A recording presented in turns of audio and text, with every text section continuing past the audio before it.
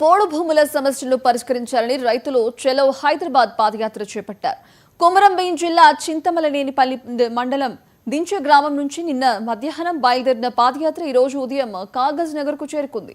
ఎన్నో ఏళ్లుగా పోడు చేసుకుంటున్న రైతులను అటవీ శాఖ అధికారులు అడ్డుకుంటున్నారని రైతులు ఆరోపించారు. అధికారులు 800 ఎకరాల భూమికి కంచె వేసి సాగు చేయకుండా అడ్డుకుంటున్నారని ఆవేదన చెందారు. ఉన్న ఏకైక జీవనాధారాన్ని లాక్కుంటే ఎలా జీవించాలన్న ఆందోళనతో హైదరాబాద్ కు పాదయాత్ర చేసి ముఖ్యమంత్రిని కలుస్తామని రైతులు చెప్పారు.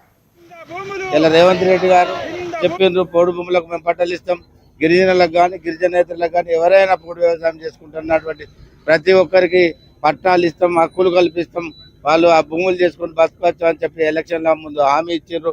సీతక్క గారు కూడా ఇక్కడికి వచ్చిన సందర్భంలో ప్రతి మీటింగ్ లో మేము ఈ ప్రస్తావన తీసుకొచ్చినప్పుడు ఫారెస్ట్ అధికారులకు చెప్పినాం, మీకు ఎలాంటి ఇబ్బంది లేదు, మీరు వ్యవసాయం చేసుకోండి, బతకచ్చు అని చెప్పినటువంటి సందర్భం ఉన్నది.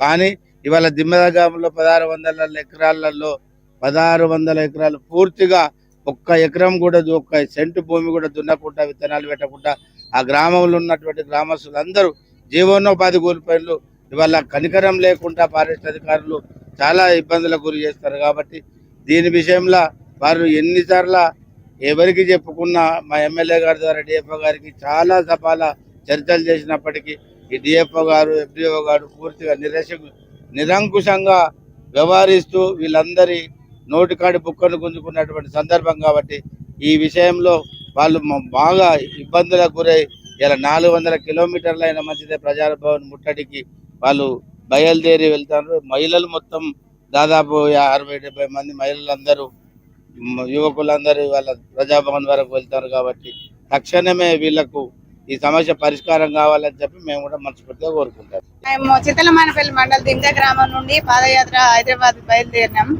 పోడు భూమి 40-50 సంవత్సరాల నుండి సాగు చేసుకుంటున్న పోడు భూములని ఫారెస్ట్ వాళ్ళు ఇప్పుడు వచ్చి మావి అంటుండ్రు. ఇన్ని రోజులు ఏం చేసినట్టు ఇన్ని రోజులు తిన్నారు కదా అమ్మా, ఇప్పుడు ఇడతబెట్టాను అంటాడు.